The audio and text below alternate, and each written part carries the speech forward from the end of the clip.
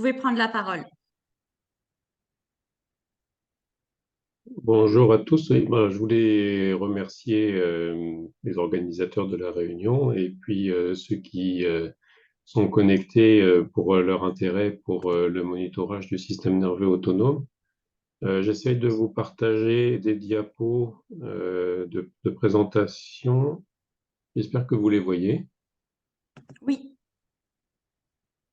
Euh, L'idée, c'est aussi, je pense que vous puissiez éventuellement interrompre. Alors, je ne peux pas forcément suivre le fil de discussion, mais enfin, je crois qu'on n'est pas très très nombreux et si c'est vivant, c'est mieux.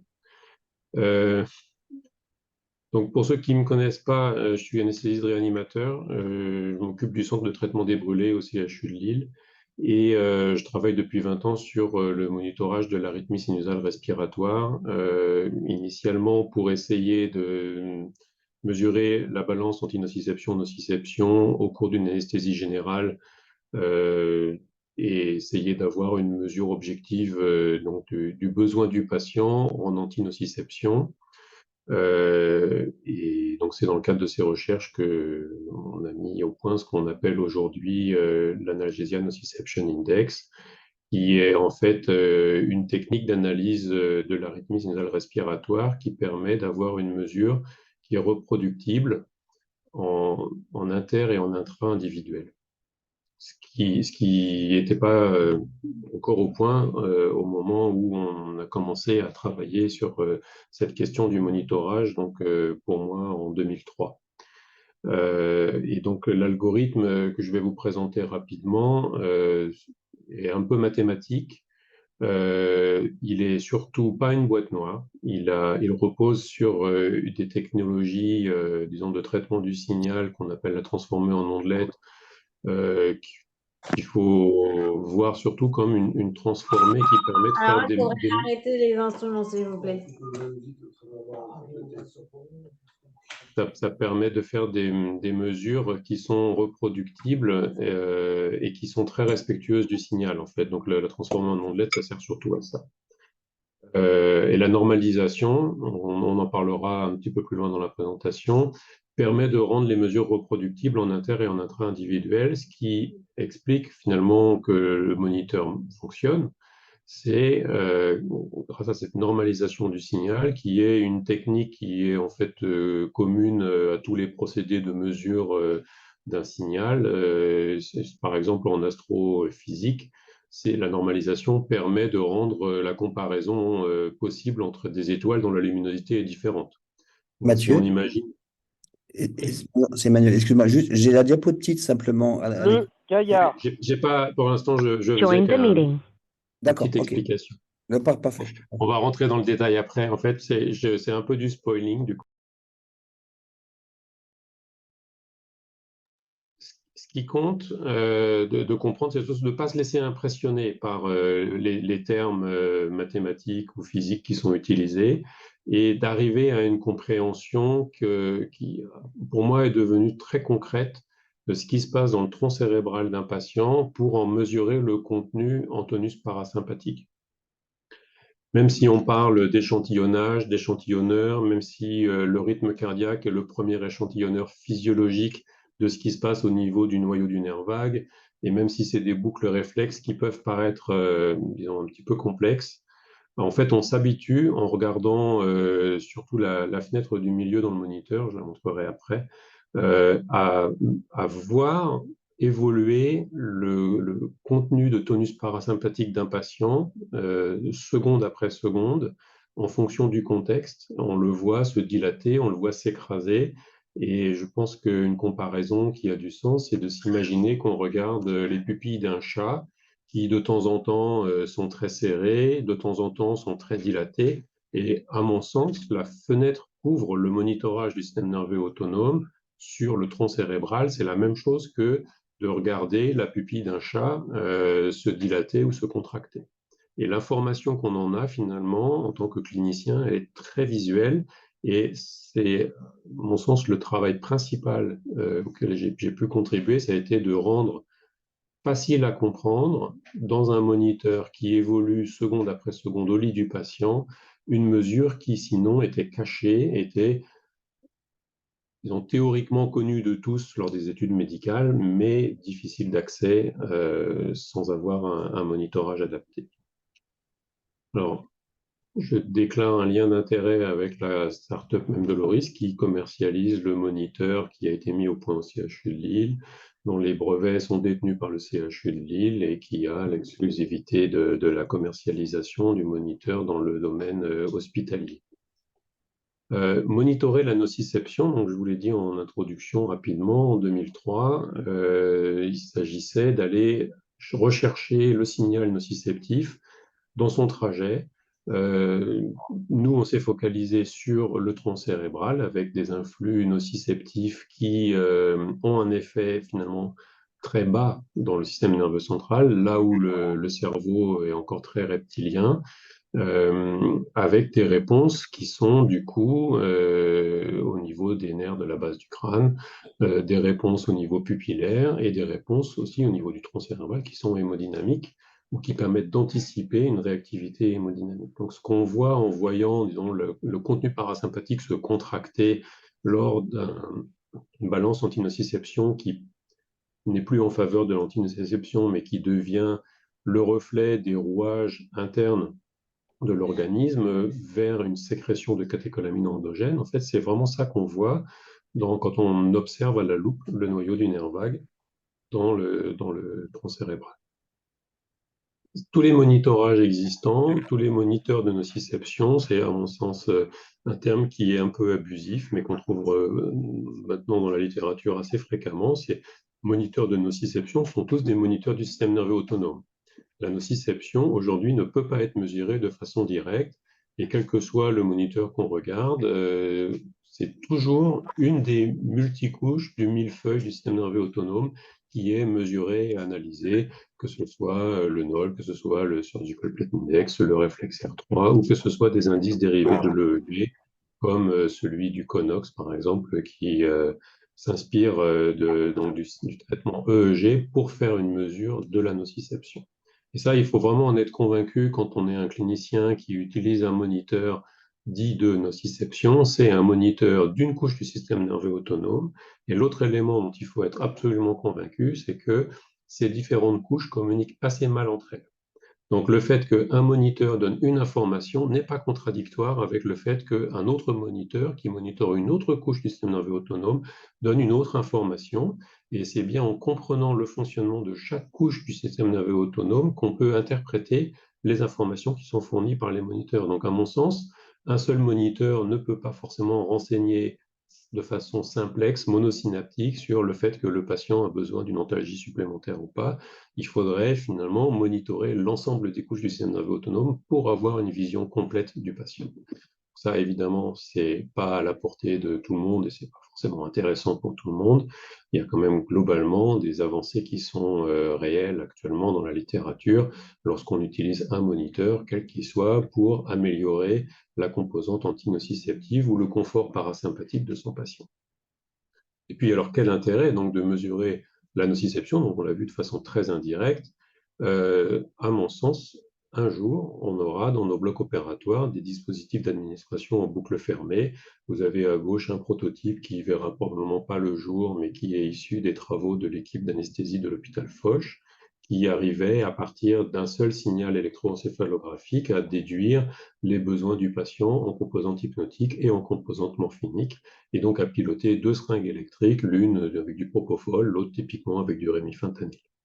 Le dispositif de droite, le NeuroWave, il est actuellement commercialisé aux États-Unis. C'est une société qui a commercialisé avec la NASA et avec l'armée américaine pour essayer finalement d'administrer de façon automatisée une anesthésie générale à des patients qui sont situés dans des endroits où l'anesthésiste n'a pas forcément accès. Dans le cas de l'armée américaine, par exemple, ça peut être sur la ligne de front ou juste derrière la ligne de front ou sur des transports de rapatriement sanitaire. Donc l'intérêt d'avoir un dispositif capable de mesurer de façon fiable et reproductible la nociception, il sort finalement du simple intérêt de l'anesthésiste dans son bloc opératoire qui a un objectif de qualité de prise en charge, de reproductibilité de prise en charge.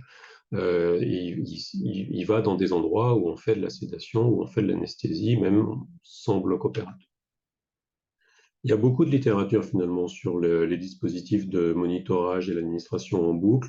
Bon, c'est pas le sujet aujourd'hui, mais c'est pour dire que finalement c'est pas nouveau comme problématique. Et notre objectif quand on a mis au point le monitorage, donc moi j'ai commencé en 2003, c'était déjà un jour, si on arrivait à un moniteur qui était fiable et reproductible, d'aller plus loin et donc de pousser le raisonnement jusqu'à l'administration automatisée. Je vous montrerai un exemple après avec notre moniteur. Ce qu'il faut comprendre sur la physiologie, j'avais commencé par une explication sans schéma, donc voilà les schémas. Et encore une fois, c'est pas du tout pour faire peur, c'est vraiment pour montrer qu'il y a une base physiologique qui est solide et qui est très ancienne dans le cadre de l'arythmie sinusale respiratoire. Et l'arythmie sinusale respiratoire contient tous les mots qu'il faut avoir compris pour savoir d'où vient le signal qui est mesuré. Il y a arythmie, c'est-à-dire que le nœud sinusal n'est pas une horloge suisse. Le nœud sinusal est une horloge sous influence et sous l'influence du tonus parasympathique.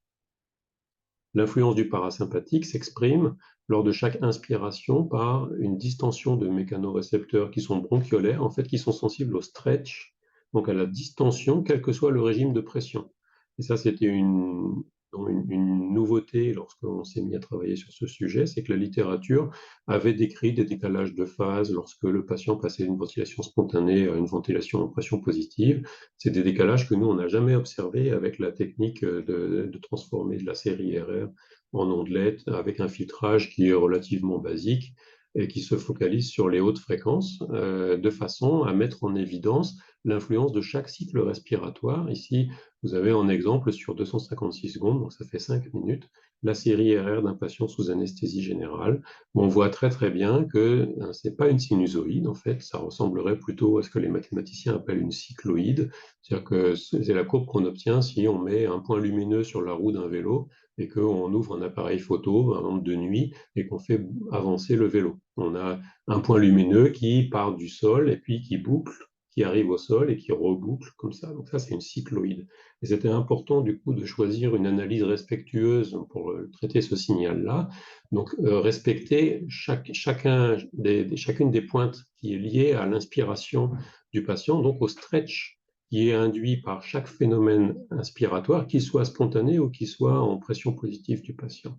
Et donc, chaque amplitude ici est déjà le témoin de l'existence d'un tonus parasympathique. Si on enlève complètement le tonus parasympathique à un patient, la série RR devient juste une ligne qui oscille vaguement autour du zéro, mais on ne voit plus du tout ces grandes vallées qui sont liées à chaque cycle inspiratoire et qui s'expliquent de façon physiologique très simple. C'est qu'à chaque fois que l'organisme enregistre un stretch bronchiolaire, le message qui est donné au noyau du nerf vague, c'est stop pendant quelques microsecondes, mais stop. Donc, ça révèle, chaque cycle respiratoire révèle la quantité de frein parasympathique qui s'exerce sinon de façon continue sur la série RR. Si on met un patient en apnée, par exemple à l'induction de l'anesthésie, on stoppe cette information de stretch cyclique liée à la respiration du patient. Donc, on perd l'information qu'on recherchait. On ne teste plus à chaque cycle respiratoire la quantité de tonus parasympathique présent dans le patient. On peut l'imaginer aussi comme une voiture moteur tournant en haut d'une pente et qu'à chaque fois que le conducteur respire, il lâche un peu son frein à main, ce qui fait que la voiture avance comme ça par à coup. Donc voilà, c'est juste une façon de se représenter la chose. Dans le moniteur ENI tel qu'il est commercialisé actuellement, la fenêtre qui, à mon sens, est la plus intéressante parce qu'elle est à l'origine de la mesure qui conduit à l'affichage de l'index ANI, c'est cette série RR normalisée. Donc on l'a rendue comparable en inter et en intra-individuel grâce à la normalisation qui est un procédé mathématique qui n'est pas du tout une boîte noire, qui revient simplement à forcer le signal enregistré dans une fenêtre dont l'amplitude en ordonnée fait 0,1 unité normalisée. Donc on perd l'unité en ordonnée parce qu'on normalise. Par contre, l'unité dans la longueur, c'est des secondes, ce qui fait que ce calcul de surface, finalement, s'exprime normalement en secondes. Ça, on n'a pas besoin vraiment de l'exprimer. Ce qui compte, c'est de savoir qu'il est reproductible pour un même patient, par exemple, avant et après l'induction anesthésique, ou entre deux patients différents, entre un nouveau-né, un enfant, un jeune adulte, un adulte, disons, plus expérimenté et une personne âgée, la variabilité du système nerveux autonome est extrêmement changeante. Elle est très intense, très variable chez les sujets jeunes et elle tend à diminuer, à s'atténuer avec l'âge. Grâce à la normalisation, finalement, la série RR apparaît toujours dans la même fenêtre et donc le calcul de surface est faisable et reproductible. Ce qui compte ensuite, c'est que pour un même patient, les variations de surface induites par des changements dans la balance entre la nociception et l'antinociception sont toujours les mêmes. Et on n'a pas observé que les seuils seraient différents entre un enfant, un adulte, un vieillard, un sujet comorbide ou même un nouveau-né prématuré. Donc c'est une formule qui est étonnante finalement de simplicité et qui rend service dans la mesure où elle rend mesurable et comparable des situations qui sinon ne le sont pas vraiment dans nos patients. Le calcul de surface donc, qui découle de cette figure, il est extrêmement simple en fait. C'est un calcul automatique qui revient à griser la surface, la ligne qui relie les pics supérieurs de la série RR et la ligne qui relie les pics inférieurs. Si on grise ça, n'importe quel enfant saurait le faire, on obtient une mesure de surface et cette surface permet donc de calculer l'indice ANI et elle est rafraîchie à chaque seconde. Donc, avec chaque battement cardiaque, si un patient typiquement sous anesthésie bat à 60 par minute, avec chaque nouveau battement cardiaque, il y a une nouvelle mesure. Et donc, ça permet d'avoir un indice qui varie rapidement lorsque l'état de la balance antinociception-nociception change. Et c'est là, cette figure-là, elle illustre ce que je vous disais sur la pupille du chat qu'on regarde et qui éventuellement se dilate ou se contracte en fonction de la situation que traverse le patient. Si vous regardez cette fenêtre-là au moment de l'incision chirurgicale chez un patient insuffisamment analgésié, vous allez partir d'une surface plutôt importante qui remplit bien le cadre de la fenêtre parce que le patient est dans un état où le tonus parasympathique est prédominant, typiquement après l'induction d'une anesthésie générale. Et vous allez voir, au moment où la nociception chirurgicale s'installe, vous allez voir s'écraser cette fenêtre. Et vous allez le voir quasiment sans délai. C'est d'une seconde sur l'autre que vous allez la voir s'écraser, cette fenêtre. Le temps que ça conduise à une baisse de l'ANI instantanée, qui est la moyenne de chaque calcul instantané fait sur 120 secondes, donc c'est une influence de 120 secondes, en fait c'est 60 mesures, donc, mais comme chaque fenêtre fait 60 secondes et qu'on accumule 60 mesures, ça nous fait une période d'influence de 2 minutes pour la ligne instantanée. C'est celui qui va réagir le plus vite, mais finalement le clinicien avec un œil un peu aguerri va voir s'écraser la série RR, va voir s'écraser l'arythmisme respiratoire au moment où survient l'excès de nociception. Et finalement, en ayant vu ça, en attendant quelques secondes, il va voir chuter l'ANI instantanée. Et c'est là qu'il aura la confirmation finalement que son patient, qui était bien confortable avant le début de la chirurgie, présente probablement un excès de nociception qui, s'il reste installé et conduit à la baisse de l'ANI moyennée, lui, sur 4 minutes, c'est l'ANI qui apparaît en orange dans la fenêtre du moniteur. Si lui, il passe en dessous de 50, à stimulus chirurgical constant, il permet d'anticiper la réactivité hémodynamique de 5 à 10 minutes dans les études précliniques que nous avons réalisées pour mettre au point ces indices.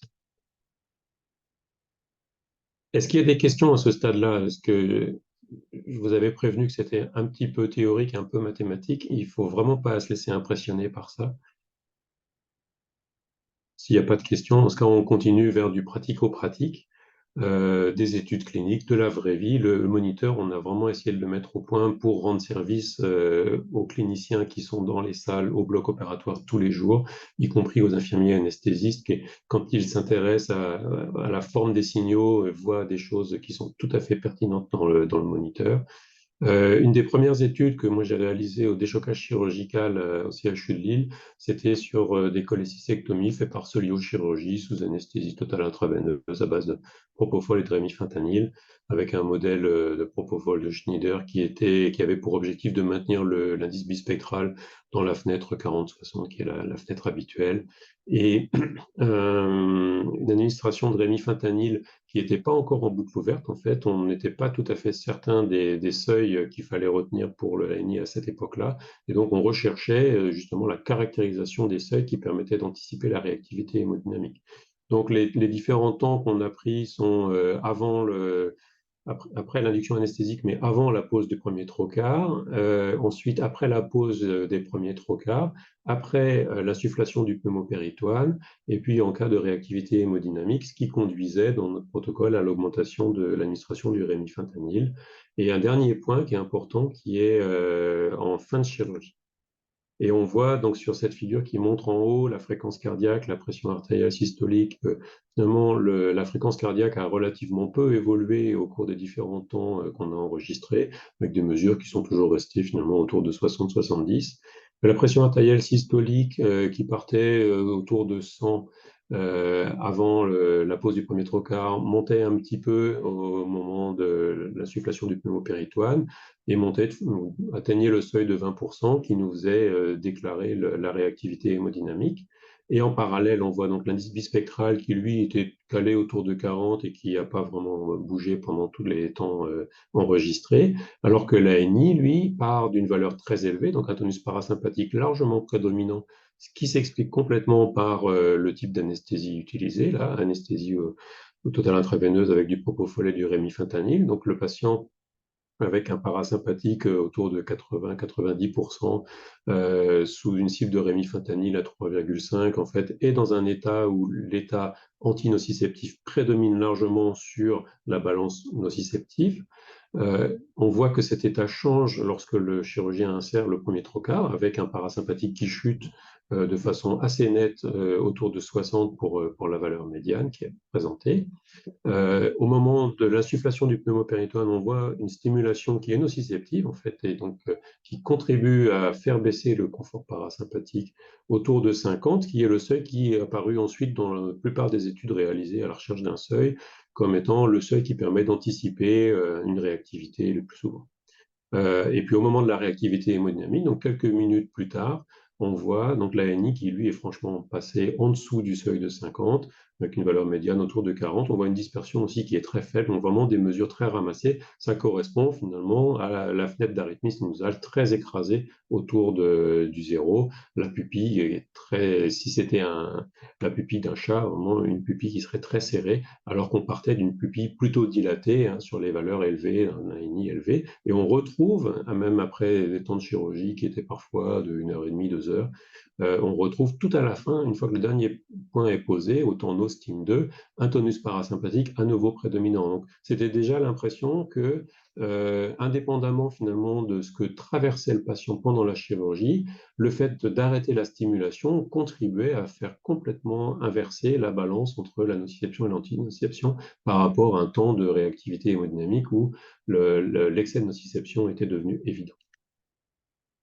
Donc, entre-temps, d'autres équipes ont recherché quelles étaient les situations qui conduisaient à un abaissement de l'ANI au cours de l'anesthésie générale. Il y a eu une série de 3 études comme ça, par 3 équipes complètement indépendantes qui ont travaillé en totale autonomie, qui ont toutes eu à peu près le même modèle de stimulation en utilisant du propofol d'abord sans rémifentanil et puis en introduisant du rémifentanil avec des cibles croissantes à 2 et puis 4 nanogrammes par ml et en faisant des stimulations tétaniques, en combinant souvent plusieurs moniteurs du système nerveux autonome, ici donc l'Analgesia Nociception Index, plus le Surgical Plate Index, et on voit que les courbes obtenues finalement sont toutes relativement similaires. On voit même la trace individuelle de tous les patients, avec une diminution de l'ANI au moment de la stimulation électrique.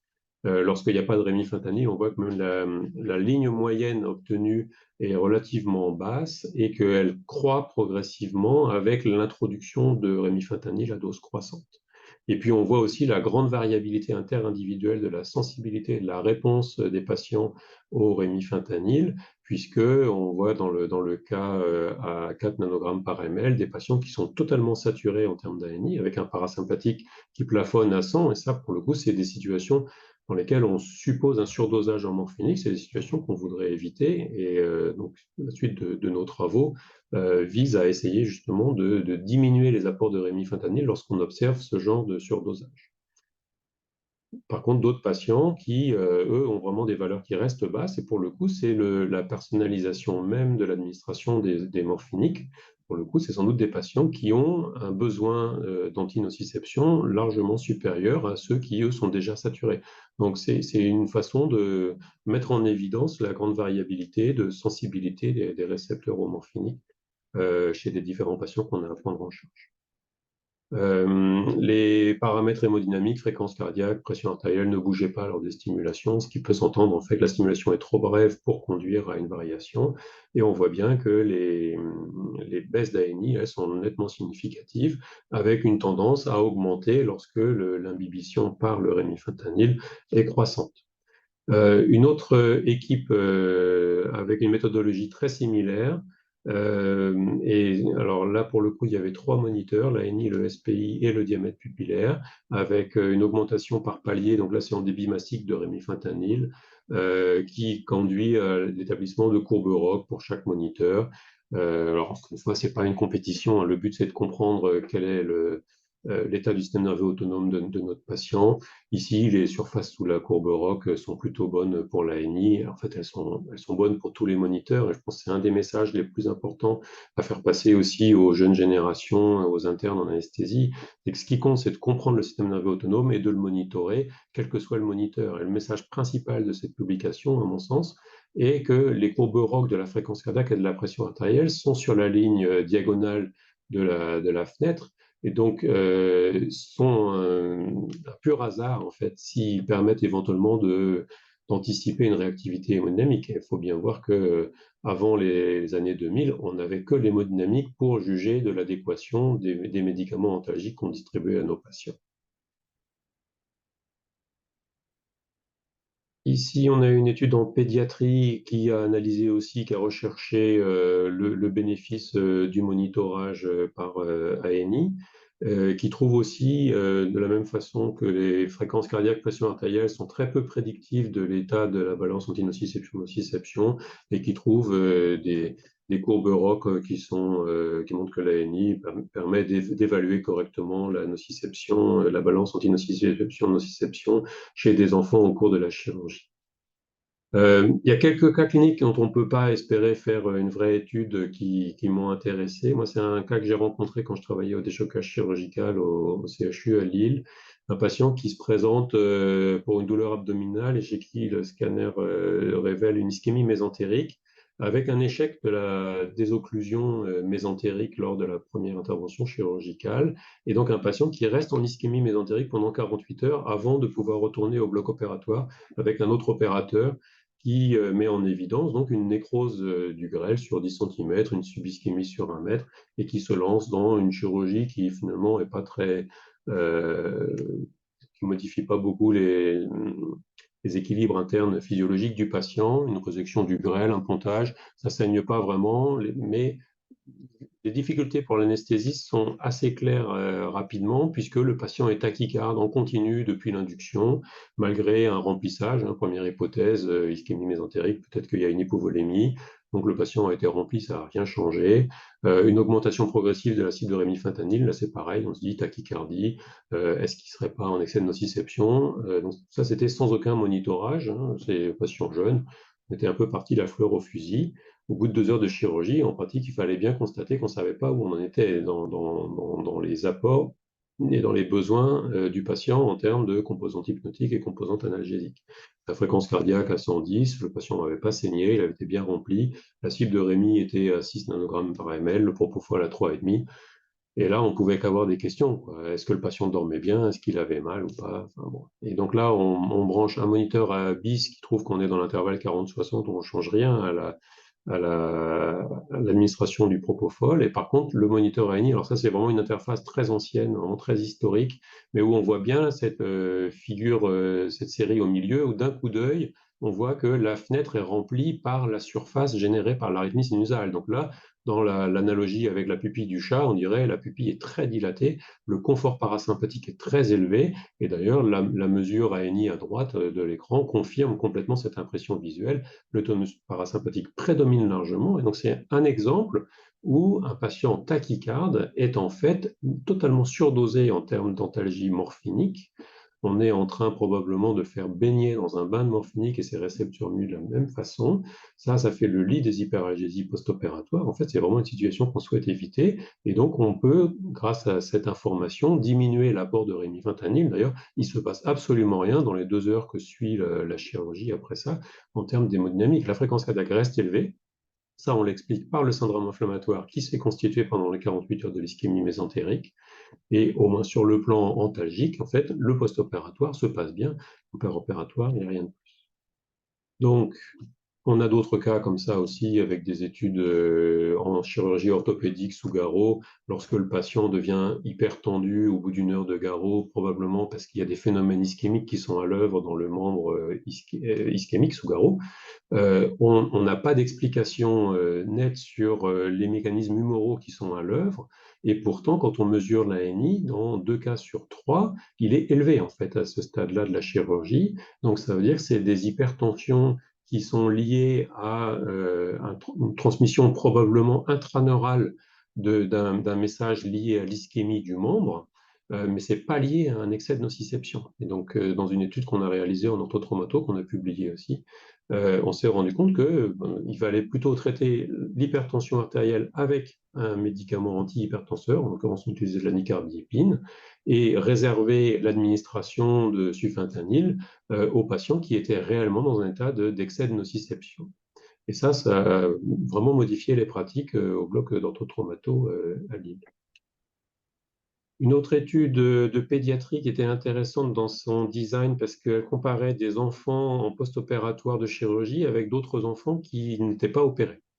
Et il s'agissait d'établir s'il y avait un lien entre l'ANI et la douleur post-opératoire avec des scores de FLAC, donc d'hétéroévaluation qui sont bien validés en chirurgie pédiatrique. C'est qu'un score de FLAC supérieur à 4 signe une douleur significative de l'enfant et une courbe ROC qui montre bien que l'ANI peut aider dans ces circonstances-là. Ici, plutôt en faveur de l'ANI moyennée, donc sur 250 secondes, c'est l'ANI qui apparaît en orange sur l'écran du moniteur. Avec surtout une bonne valeur prédictive négative, c'est-à-dire que le fait d'avoir une valeur élevée élimine la douleur post-opératoire. Donc une fois qu'on a dit tout ça et que vous avez compris donc comment est calculée la valeur d'ANI, à quoi ça correspond physiologiquement, est-ce qu'on peut commencer à guider un peu, c'est-à-dire faire ce qu'on appelle de l'open loop, utiliser l'information disponible sur le moniteur pour guider l'antalgie péropératoire avec un endpoint qui est soit la stabilité hémodynamique péropératoire, soit la douleur post-opératoire. Et selon les études, c'est l'un ou l'autre choix qui est fait. Là, c'est une étude qui est réalisée en Australie sur la chirurgie du rachis, totalement indépendamment aussi de nous. Et donc, sous sévoram, ce qui était intéressant pour nous, on n'avait pas encore de résultats très probants parce que la pratique pour nous était plutôt de faire de la totale intraveineuse en propofol. Et donc, cette étude australienne a comparé un groupe guidé par l'ANI, donc en boucle ouverte, versus un groupe pratique standard avec des bolus de fentanyl, donc qui n'est pas un morphinique qu'on utilise beaucoup en France aujourd'hui, mais dont l'efficacité peut se comparer à celle du sufentanil. Les données de la composante hypnotique en péropératoire sont très similaires dans les 2 groupes. On ne peut vraiment pas penser qu'un des groupes a, disons, été anesthésié beaucoup plus profondément que l'autre. Donc ça, les 2 sont très similaires. On voit par contre que l'administration des bolus de fentanyl est très différente selon que le moniteur était visible ou caché à l'investigateur, enfin au clinicien en charge de mener l'étude, puisque le fait de montrer le monitorage a conduit à des administrations de bolus 2 fois plus faibles, mais 2 fois plus nombreux.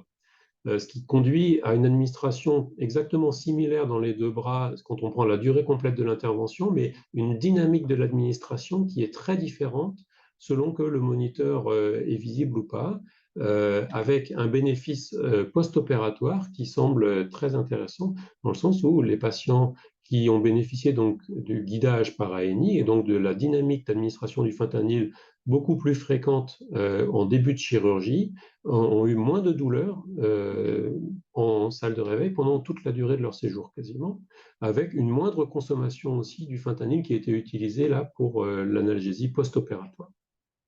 Donc le bénéfice à piloter l'administration de l'antalgie péropératoire, il semble être dans une de nos hypothèses de recherche qui date déjà vraiment du tout début de nos recherches, qui est de dire que si le mécanisme nociceptif qui est lié à l'acte chirurgical trouve un antagonisme rapide et dynamique sous la forme d'un bolus d'un morphinique de durée d'action moyenne ou longue ou une augmentation du débit de rémifentanil, à ce moment-là, il est probable qu'on évite la création de connexions neuronales anormales qui font peut-être le lit, probablement, je mets beaucoup de guillemets parce que c'est des hypothèses qui ne sont pas validées aujourd'hui, mais on a l'impression que déjà, dès le post-opératoire, il y aurait moins de douleur lorsque la dynamique de la nociception est suivie et donne lieu à une administration vraiment personnalisée qui suit ce qui se passe dans le tronc cérébral du patient.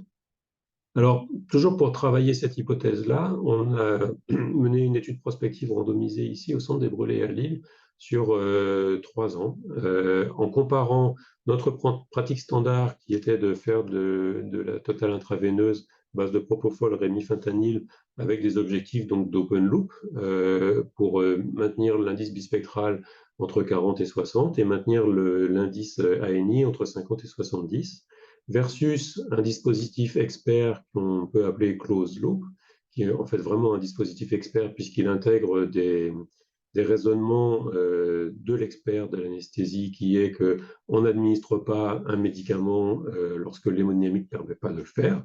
Et donc, le dispositif intègre ces niveaux de priorité-là et s'assure que l'hémodynamique du patient permet l'éventuelle augmentation du débit de rémifentanil qui est rendue nécessaire par une chute brutale de l'ANI. Donc là, le moniteur travaille en regardant en continu la pente de l'ANI instantanée, mesure le delta ANI et a des règles qui sont transparentes aussi, qui ne sont pas du tout une boîte noire, qu'on a déjà publiées et qui sont brevetées. Et donc, à partir de cette variation dynamique de l'indice ANI, le dispositif administre un microbolus de rémifentanil, donc vraiment pour antagoniser le phénomène nociceptif au moment où il a lieu, et augmente le débit de base. Donc on voit le dispositif à l'arrière ici.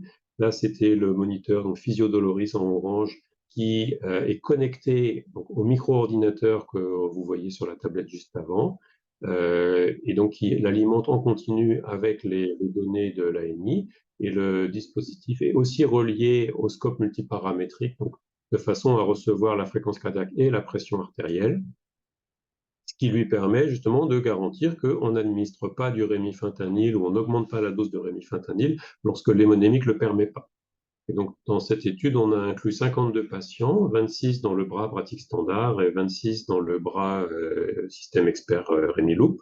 Et vous voyez ici, par exemple, l'augmentation du débit de rémifentanil qui est décidée par le système de façon complètement automatisée, avec un objectif donc d'essayer de maintenir l'ANI dans la fenêtre 50-70, qui est finalement le même objectif que celui qu'on a en open loop, c'est-à-dire quand l'IAD ou l'anesthésiste va faire augmenter la cible de rémifentanil parce que l'ANI a chuté. Là, on voit qu'avec l'augmentation du débit de rémifentanil, l'ANI est jaune, là, commence à remonter, en fait. Donc, si le tronc cérébral est comme la pupille d'un chat, on voit l'ANI qui se redilate, quoi. On voit le parasympathique, le confort parasympathique qui réaugmente, alors qu'en cas d'excès de nociception, il a tendance à s'écraser autour de la ligne de base de la fenêtre du milieu qu'on voit ici.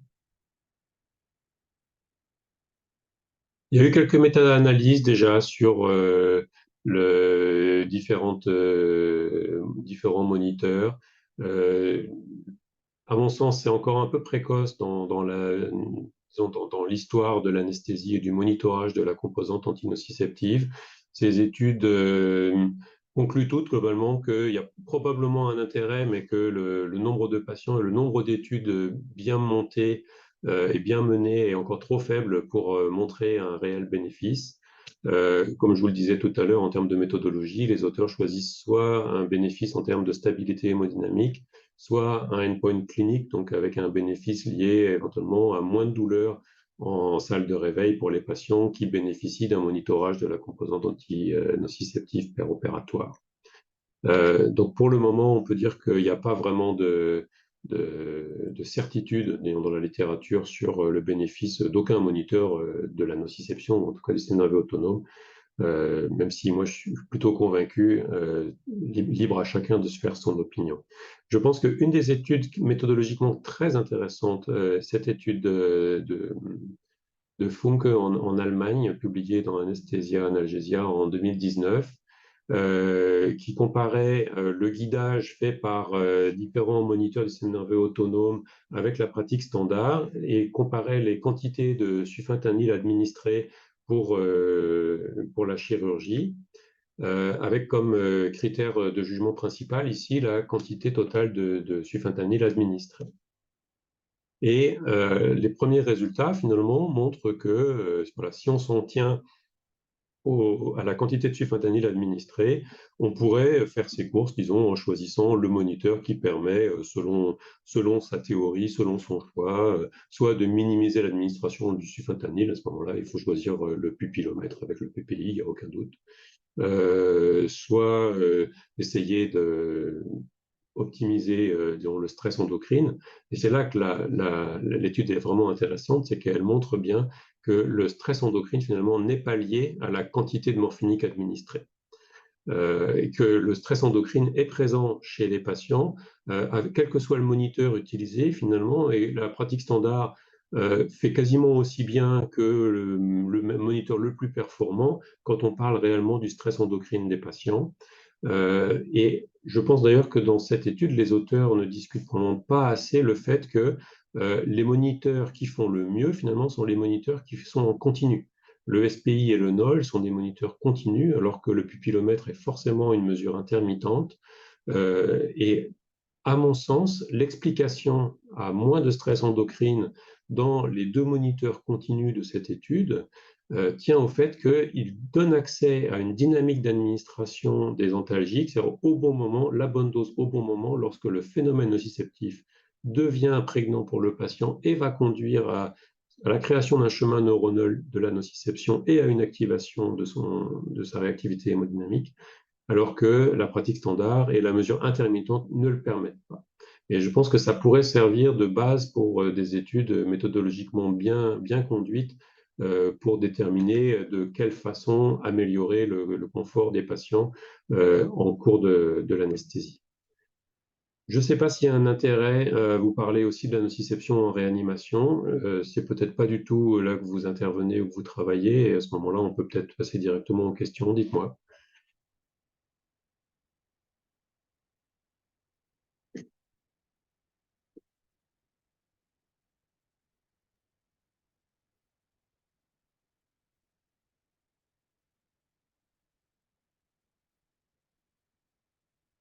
On peut peut-être passer très vite. En fait, il y a une étude de Champ qui a étudié l'intérêt du moniteur ANI chez des patients de réanimation lors de soins considérés comme douloureux, comme le changement du pansement sur un cathéter veineux, le fait de tourner le patient, le fait d'aspirer la trachée. Globalement, il a montré que le moniteur parasympathique ANI était sensible aux variations induites par le soin inconfortable ou douloureux. À mon sens, donc il a montré une bonne valeur prédictive négative, surtout lorsque le parasympathique reste élevé, c'est que le confort du patient est garanti par la prise en charge. À mon sens, les auteurs discutent absolument pas en quoi ça peut modifier les pratiques des soins qu'on détecte comme étant douloureux ou inconfortables en réanimation. Et je pense qu'on a probablement moyen d'améliorer la façon dont on fait les soins en réanimation grâce à des moniteurs de la nociception, des moniteurs du système nerveux autonome en réanimation. Ici, juste pour illustrer un cas d'un patient monitoré avec l'ANI au cours de la pandémie à Covid, des patients qui étaient souvent plutôt normotendus, voire hypertendus, un peu bradycardes, et qui avaient besoin de faire des séances de décubitus ventral donc très inconfortables, curarisées, sans aucun moyen de s'assurer que le patient allait bien. On voit que le moniteur ANI, dans ces conditions-là, fournit des informations qui sont intéressantes. Il n'est pas influencé par le fait de démarrer une SAP d'Isuprel et donc de modifier la fréquence cardiaque de base du patient. Encore une fois, la fréquence cardiaque n'est que l'échantillonneur du tonus parasympathique et le fait d'avoir une fréquence à 40 ou à 120, en fait, ne modifie absolument pas le calcul qui est présenté par le moniteur ANI. C'est vraiment une information qui est perdue et oubliée dès que la série RR est constituée. Donc le moniteur n'est pas influencé par la fréquence cardiaque. Et c'est quelque chose qu'il faut vraiment avoir en tête quand on interprète les mesures. Voilà, j'ai été peut-être un peu long, j'en suis désolé. On a sûrement un petit peu de temps encore pour des questions. Bien sûr, je pense qu'on peut peut-être libérer les micros si, parce que tout le monde a son micro de couper. Tout le monde peut réactiver son propre micro normalement, François. D'accord.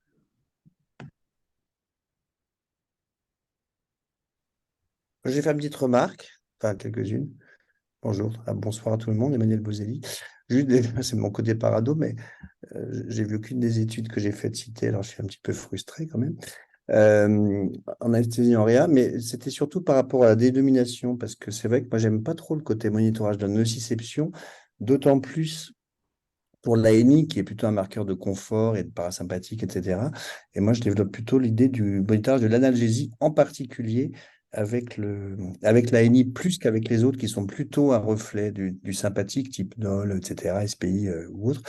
Donc, je vais voir qu'est-ce que tu en penses d'une part. Et c'est vrai que c'est quand même ce que je trouve vraiment intéressant à comprendre dans l'ANI, justement, c'est que ça montre quand on est bien. Et donc, c'est plutôt un reflet de l'analgésie que de la nociception, en fait. Et c'est vraiment ça, je trouve, qui se démarque par rapport aux autres moniteurs. Voilà, enfin, c'était essentiellement ça la remarque, parce que la terminologie n'est peut-être pas encore tout à fait déterminée, puisque c'est un sujet assez, on va dire, récent, à défaut de nouveau. Mais c'est vrai que j'aime pas parler de monitorage de la nociception, et plutôt de l'analgésie, comme on dirait d'ailleurs le monitorage de l'hypnose ou de la narcose, et non pas le monitorage de l'éveil, par exemple, tu vois, avec un bis. Donc, qu'est-ce que tu en penses? Je te rejoins complètement, Emmanuel. Désolé de ne pas avoir parlé de tes nombreux articles. En fait, on est bien obligé de trier un peu. Oui, oui, non. Mon but surtout est d'illustrer, tu vois, le propos Non, mais pédagogique. Je sais que tu es un grand expert, en fait, en particulier de ce moniteur. Tu as entièrement raison. Mais faut vous imaginer, ce nom-là, en fait, on a dû le donner lorsqu'on a commencé à travailler sur le sujet. Donc, en gros, c'était 2004. Et en 2004, il fallait en plus ne pas induire l'utilisateur en erreur et bien lui montrer que c'était bien une histoire de balance.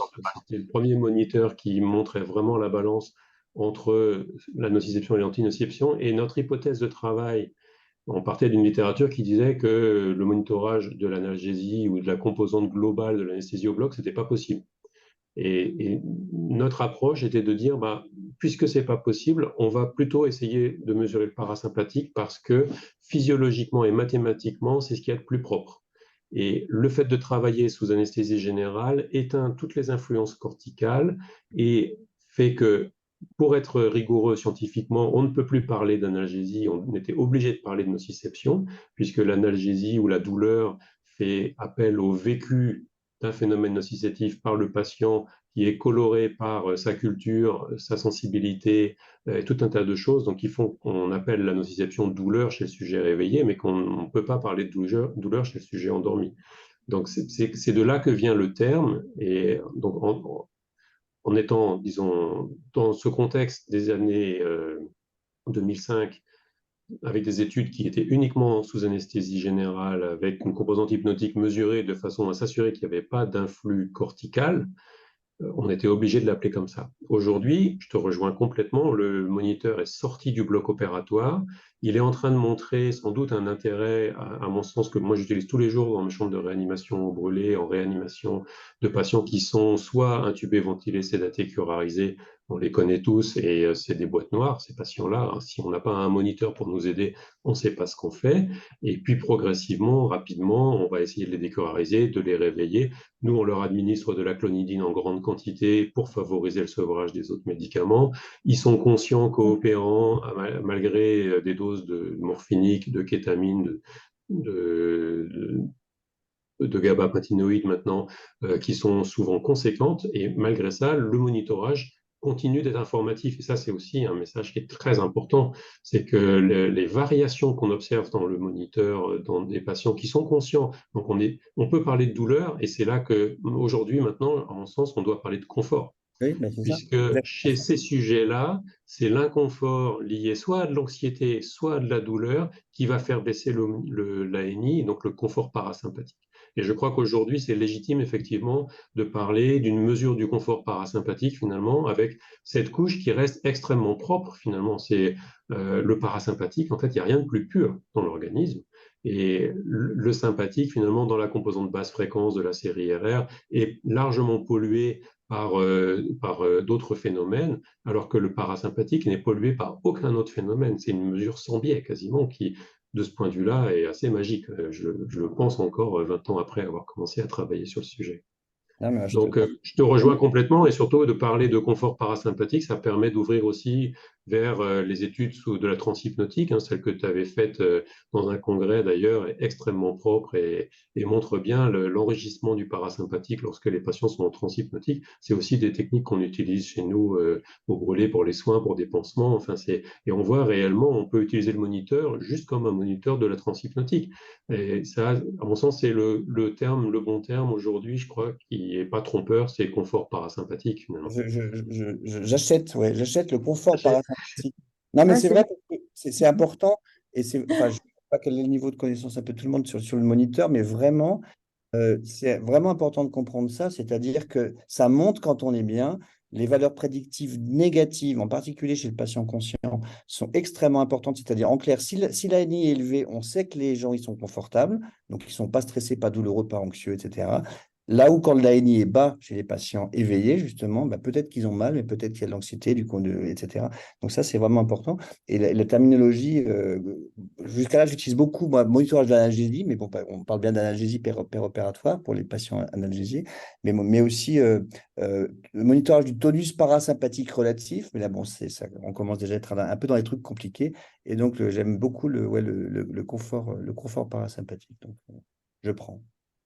Il y avait une question dans la discussion hein, sur les contre-indications au moniteur. En fait, le moniteur a besoin d'un rythme cardiaque sinusal, sinon le nœud sinusal ne reflète plus le tonus du parasympathique. Donc, quelle que soit la situation rencontrée, que ce soit un patient avec un pacemaker en mode stimulant, hein, le pacemaker en simple sentinelle n'est pas une contre-indication du moment que le rythme cardiaque est sinusal. Même le patient en ACFA, en consultation d'anesthésie, parfois il est en rythme sinusal quand on est au bloc opératoire. À ce moment-là, le moniteur peut permettre de montrer l'état du parasympathique. Par contre, il faut détecter quand le patient repasse en ACFA. À ce moment-là, il ne faut pas regarder la mesure. Normalement, l'ACFA enrichit tellement l'énergie que finalement le moniteur affiche une qualité de signal mauvaise et donc enlève la mesure par sécurité. Il y a certaines ACFA lentes en fait où le système peut être pris en défaut et montrer des mesures qui n'ont aucun sens. Donc là, c'est vraiment au clinicien de détecter que le rythme n'est pas sinusal. Et puis les médicaments anticholinergiques, en fonction de chaque pays, c'est très variable. En Belgique, par exemple, il y a en gastro-entérologie des médicaments anticholinergiques qui ont l'air de fournir un blocage très puissant aussi au niveau du nœud sinusal. À ce moment-là, ça rend le nœud sinusal, disons, étanche à toute stimulation parasympathique. Et donc, il est plus en mesure de refléter les variations du tonus parasympathique. Avec l'atropine en France, c'est finalement un blocage qui est assez faible. Il est possible que le moniteur soit pas fiable pendant une dizaine de minutes. C'est à peu près le maximum qu'on a pu me rapporter.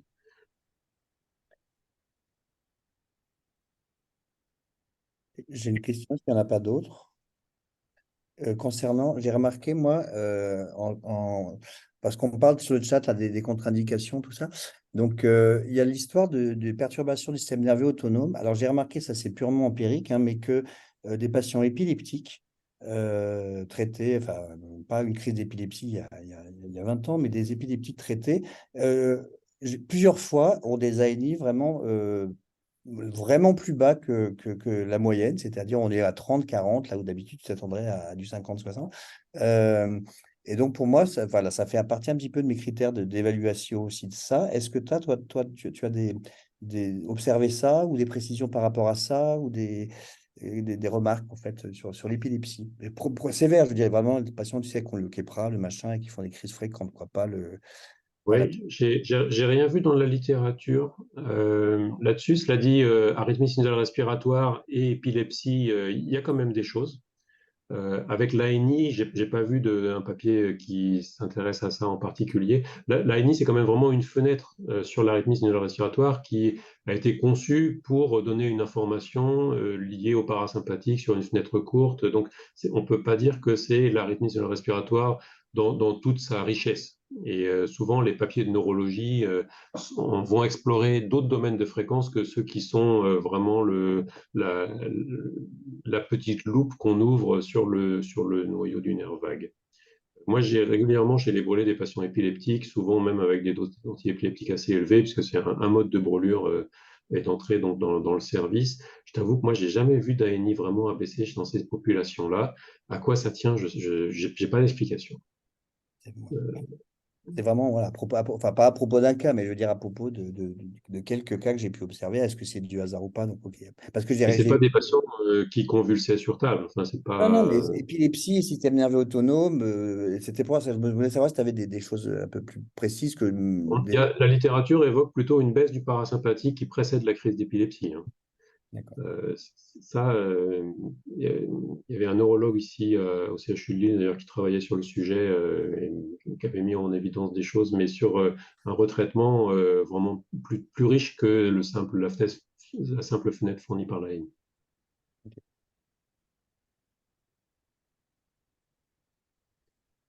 Il y a d'autres questions, des choses qui n'auraient pas été claires, ou juste des envies de discuter d'une éventuelle étude ou d'un éventuel protocole. Question par rapport, donc on a vu les contre-indications, mais est-ce qu'après, à part ces contre-indications, ce sera un monitorage systématique pour tous les patients ou est-ce qu'il y a des patients cibles à monitorer préférentiellement? Ça n'a pas été encore identifié ni par les autorités de santé, ni même par disons, les chercheurs qui travaillent avec moi. À l'origine du monitorage, on voulait surtout renseigner le clinicien sur l'état d'un patient inconscient au bloc opératoire et essayer de le guider dans la façon dont il pouvait administrer les médicaments. Ça, il me semble qu'en 2023, on peut dire que si on utilise le dispositif en mode open loop, on ne prend pas de risque de surdoser son patient. Et il est probable qu'on fait du bien au patient en étant plus dynamique dans la façon dont on administre le médicament. Tout ça encore avec beaucoup de guillemets, hein. C'est vraiment, ça reste une recherche en cours. Moi, le moniteur, je l'allume à chaque fois que je suis au bloc opératoire parce que j'y lis vraiment des informations qui sont intéressantes. On y voit même le bénéfice de l'antalgie préemptive qu'on démarre, par exemple, en fin de chirurgie.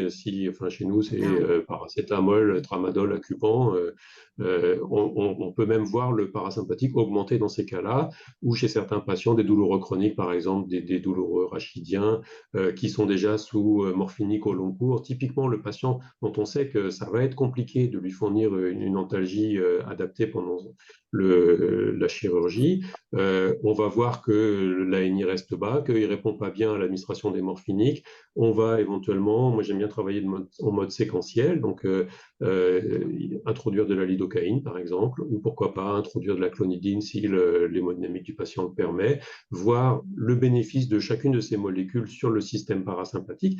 Le moniteur n'est pas spécifique des morphiniques, en fait, c'est celui qui va montrer l'effet global de toutes les thérapeutiques qui sont mises en œuvre. Et c'est là qu'on a du coup une grille de lecture sur est-ce que le protocole simplex est suffisant ou est-ce qu'on est devant un cas où il faut enrichir. Pardon. Et toi, Emmanuel, tu fais pareil? Alors moi, alors peut-être pas forcément pour tous les patients, je t'avoue. parce que, alors c'était plus, entre guillemets, enfin là, je fais pas du commercial, enfin, je fais du Non, médical, non. et pas du commercial. C'est vrai qu'avec l'ancien moniteur physio-doloriste que tu branches, il n'y a pas de consommable, en fait, donc c'est vrai que là, bah, il est là, il est là. Après, il y a aussi l'utilisation des électrodes. Euh, Ils sont à la louche 10 euros, quelque chose comme ça. Et effectivement, alors moi je l'utilise par exemple, tu vois, systématiquement sur toutes les célioscopies. C'est l'étude que j'ai présentée là, parce que j'ai vu que tu l'avais vu à la SFAR là récemment sur LinkedIn. Toutes les célioscopies, toutes les chirurgies, pas forcément majeures, mais en gros qui durent, enfin, anesthésie d'une heure et plus, on va dire, tu vois, type célioscopie, prothèse ou je ne sais quoi. Effectivement, je ne vais pas mettre ça pour une sonde Gigi ou pour pour, entre guillemets, des bricolettes, même si, enfin, si j'avais la formation, très bien, mais ce que je veux dire, c'est que c'est peut-être pas forcément, quand tu fais tout rentrer dans la balance, justement, il y a aussi après le côté écologie, économie et écologie, donc du déchet, du coût et du déchet. Donc voilà, donc je dirais pas que pour une IVG, tu vois, ou une bricole, une ablation de matériel ou je ne sais quoi, on va le mettre. Si c'est disponible, bah, pourquoi pas, mais il y a l'utilisation d'électrodes. En revanche, moi, c'est clairement une utilisation enfin, pluriquotidienne, hein, je m'en sers tous les jours et pour aujourd'hui, j'ai fait. Qu'est-ce que j'ai fait? Bah, j'ai fait de l'ortho, donc j'ai pas fait beaucoup, mais j'ai fait des rachis, tout ça. Mais je fais une AG d'une patiente de 86 ans, tu vois, et ben, au rémifentanil avec son ANI. Et hier, j'étais en viscéral et j'ai fait au moins 3 ou 4 célioscopies dans la journée. Et là, c'est 100% d'ANI. Donc voilà. En revanche, j'entends souvent le seuil 50-70, et moi, vraiment, j'élargis plutôt à 50-80, parce que de temps en temps, 70, c'est un petit peu juste. Je sais pas ce que tu en Ça, c'est penses. intéressant. Ouais. Ouais. Alors moi, je l'ai beaucoup utilisé quand je travaillais au déchocage chirurgical sur les sujets âgés, en fait, parce que ça modifie complètement les administrations de morphinique qu'on leur donne, et ça permet d'avoir des réveils sur table d'une qualité qui est extraordinaire, je trouve. Enfin, je ne sais pas si c'est aussi ton expérience. Donc, en Si, fait, mais on visait personne aussi des âgée, alors il populations ne faut pas vulnérables. qu'elles aient une fibrillation ou, ou un PES, même si de temps en temps, je t'avoue que je l'ai mis et je me dis, bon, ben, on verra bien. Et finalement, c'est peut-être pas tant la valeur, mais la variation de la valeur. Tu vois, il peut se passer des trucs même avec des ACFA ou des Ah oui. pacemakers. Voilà, mais en tout cas, bon, je ne peux pas en parler plus que à propos de quelques cas que j'ai pu faire, mais en tout cas, personne âgée non arythmique, on va dire, et puis Et puis il y personne. a la pédiatrie, hein. En Alors, moi, je ne fais pas de pédiatrie, c'est pédiatrie, quand mais même. effectivement, en pédiatrie aussi. Ah, Euh, à mon sens, il y a un vrai bénéfice. Alors, plus l'enfant est petit en plus, et moins on sait bien ce qu'on fait, de quoi il a vraiment besoin. Et le monitorage, en fait, a les mêmes seuils. La normalisation permet vraiment de comparer les évolutions. Et le fait d'avoir un enfant qui se réveille sans douleur, c'est quand même un vrai bénéfice. Ça, c'est aussi une étude que tu avais faite, hein, que la valeur de l'ANI avant le réveil permettait de savoir si le patient aurait mal en salle de réveil. Elle est très difficile à reproduire, cette étude. Moi, j'avoue, j'ai souvent regardé justement la valeur avant l'agitation du réveil. En fait, il faut trouver la bonne période où Juste le patient n'est pas encore en train de récupérer tous ses réflexes et on n'est pas encore en train de parles l'extuber. de Donc, la pédiatrie, c'est ça? Pardon? Là, tu parles de ton expérience en pédiatrie ou du tout venant par Non, rapport non, à c'est la du tout venant, mais en pédiatrie en particulier. Et ça, si on sait pédiatrie? qu'on C'est a une à la mesure élevée avant d'amorcer le réveil, en fait, habituellement, l'enfant se réveille calme et non Oui, douloureux, mais quoi. c'est alors, moi, l'étude, elle a été vraiment faite chez le patient adulte. Et effectivement, je ne sais pas si on a encore, enfin, vous me coupez si c'est trop long, mais quand on arrête en fin d'intervention, moi, je fais beaucoup de rémifentanil, enfin 100% de rémifentanil et puis plutôt de l'anesthésie inhalatoire. Mais en tout cas, j'arrête en fin d'intervention et j'extube sur table 100% des patients. Et en fait, quand on arrête le rémi, bah, rapidement, il y a il y a moins de nociception puisque le chirurgien, c'est quand on a fini les points, quoi, en gros. Donc, au dernier point, je coupe le rémifentanil. Ce qui fait qu'on voit une baisse de l'ANI parce qu'il y a moins d'analgésie, puisque je baisse le rémi, et il y a moins de nociception, puisque la chirurgie est terminée. Et puis après, je coupe les gaz, etc. Et donc, on passe à ce moment un petit peu transitionnel entre je suis soulagé avec une analgésie de nociception, etc. Machin, et je reprends ma VS et je me réveille, grosso modo, sans nociception chirurgicale, en tout cas, euh, et avec l'analgésie que j'ai faite en cours de route. Et donc, on a, je ne sais pas si dans le bon sens, mais on a l'ANI qui va là, plutôt vers 70, 80, machin, dans ces eaux-là.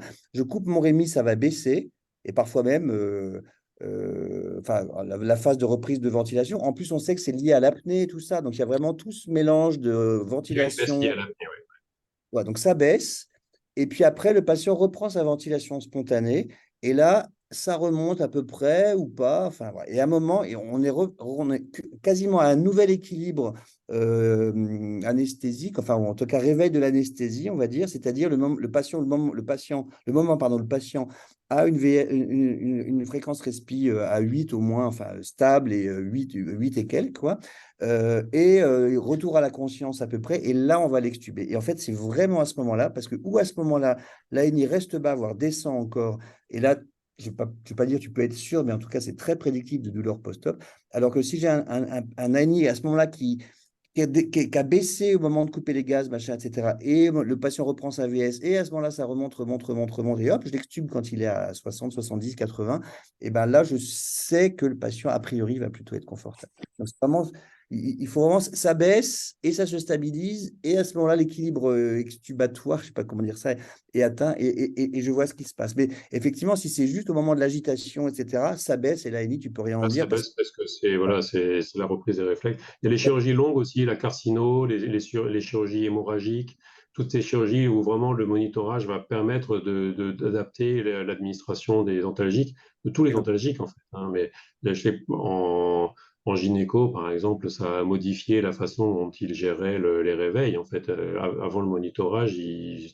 transféraient les patients intubés, ventilés en réanimation. Depuis le monitorage, ils ont complètement modifié leur gestion des antalgiques et ils extubent les patients sur table, hein. Il y a vraiment beaucoup de témoignages dans ce sens-là. Alors, ça n'a pas mené à des études cliniques et malheureusement, on ne peut pas s'appuyer du coup sur des données chiffrées, mais enfin, en parlant avec eux, c'est évident. Ça va venir, ça va venir. Et l'obésité, on n'en a pas parlé, mais effectivement, l'administration. L'obésité, c'est pareil, ça fait partie de ces boîtes noires. On ne sait jamais quelle dose il faut donner et le fait de mesurer le système nerveux autonome, ça permet de savoir de quelle dose le patient a besoin. Surtout que c'est des patients qui souvent ont une modification de leur sensibilité à la nociception. Je suis bien malin celui qui peut dire s'il a besoin de plus ou de moins. Enfin, et là, on le voit vraiment. Et surtout, on voit aussi l'effet multimodal de notre prise en charge, hein. Et même avec éventuellement une péridurale qui marche de façon incomplète, avec une ALR qui est parfois sur certaines zones que le chirurgien traverse, à ce moment-là, on voit la nociception là où la zone est mal couverte, on voit le besoin d'antalgie complémentaire, et puis quand le chirurgien a fini de travailler dans cette zone qui est moins bien couverte par l'ALR, on voit bien aussi que le parasympathique remonte. À ce moment-là, on est dans la zone qui est couverte. Il faut vraiment le voir comme une façon de lire l'état du patient et de le suivre et de lui faire du bien, quoi. Il y a d'autres commentaires ou d'autres questions? Le zénoscope. Ça mesure la zénitude, c'est le zénoscope.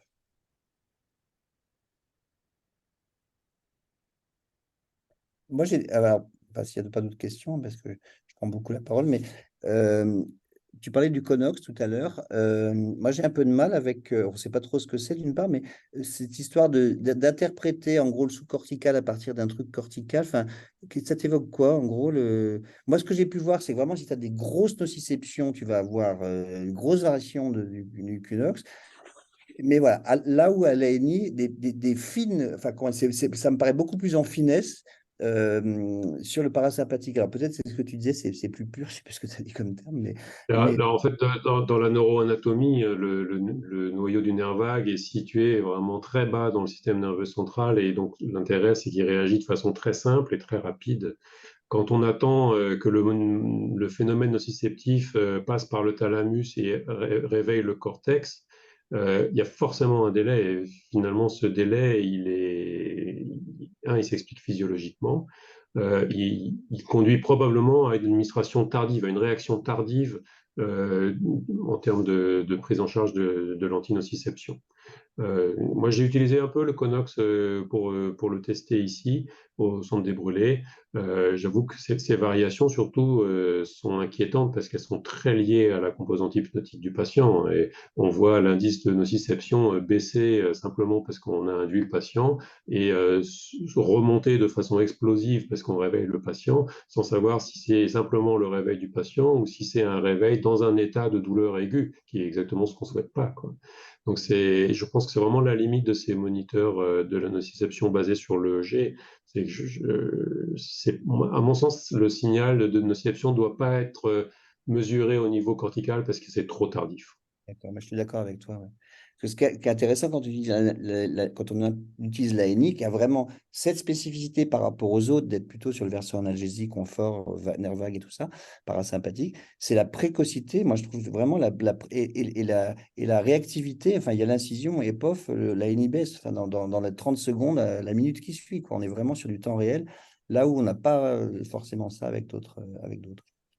Dans la minute, c'est le temps que les mesures moyennées, donc qui s'accumulent dans la pile, hein, c'est vraiment juste une pile de mesures, seconde après seconde, mais on le voit en instantané. C'est pour ça que j'ai insisté sur la courbe de la fenêtre du milieu, là, dans des moniteurs. Alors ça apparaît toujours, donc quand on active le mode expert, il ne faut pas que ça fasse peur à l'utilisateur, à mon sens. N'importe quel interne d'anesthésie, IAD, qui regarde cette courbe d'arythmie sinusale va y voir les variations. Et si on regarde en particulier au moment de l'incision, on s'y habitue très très vite et on voit l'écrasement de la surface. Lorsque le chirurgien incise, en fait, on peut déjà faire le bolus de complément d'antalgie. Si par contre la surface ne bouge pas, on peut être quasiment sûr qu'il n'y a pas besoin de faire de complément d'antalgie, quoi. On découvre aussi que certains phénomènes liés à la chirurgie sont plus douloureux que d'autres, hein. C'est en regardant les variations. J'ai une collègue en neurochirurgie, justement, qui travaillait sur le rachis et qui pensait que certains temps étaient très douloureux et d'autres pas du tout, et qui, en utilisant le moniteur, m'a dit non, mais ce qu'on croyait pas douloureux, là, en fait, là, j'avais vraiment des mesures très basses d'ANI et des réactivités que je comprenais pas, et d'autres temps qui étaient censés être très douloureux, qui finalement se passaient avec un confort parasympathique élevé, sans réactivité. On a aussi en orthopédie des cas avec à Lille, un chirurgien spécialisé dans le resurfaçage des têtes fémorales avec parfois des douleurs exquises que le patient décrit en consultation et qu'on peut reproduire au bloc opératoire sous anesthésie générale quand le chirurgien passe la curette sur la capsule ou sur le cartilage et qu'à un moment, l'ANI s'effondre. En fait, hein. C'est immédiat. Ça permet de dire, ah oui, c'est ce que le patient a décrit en consultation. Là, on le reproduit avec son système nerveux autonome en direct au bloc opératoire, quoi. Il y a plein de cas comme ça. Après, bon, c'est des histoires de chasse. Bon, je ne suis pas sûr que ce soit ça que vous vouliez entendre. Mais bon, enfin, des histoires. Quand on monitore un peu avec ce moniteur, on en a très vite. Ok. Je ne sais pas s'il y a d'autres questions. On a largement débordé, j'en suis vraiment désolé. Mais s'il y a d'autres questions, évitez pas. Vous avez encore mon mail affiché normalement. N'hésitez pas à me solliciter pour une question ou pour un avis ou la méthodologie d'une étude. Enfin, si ça peut vous faire gagner du temps. Merci, Emmanuel. En tout cas, merci, docteur Jeanne. Merci beaucoup. Très intéressant, merci beaucoup. Et puis Merci voilà, beaucoup. très bonne soirée à tout le monde. Merci. Bonne soirée. Merci à tous. Bonne soirée. Bonne soirée. Merci, bonne soirée. Bien sûr. Merci. Merci beaucoup. Bonne soirée.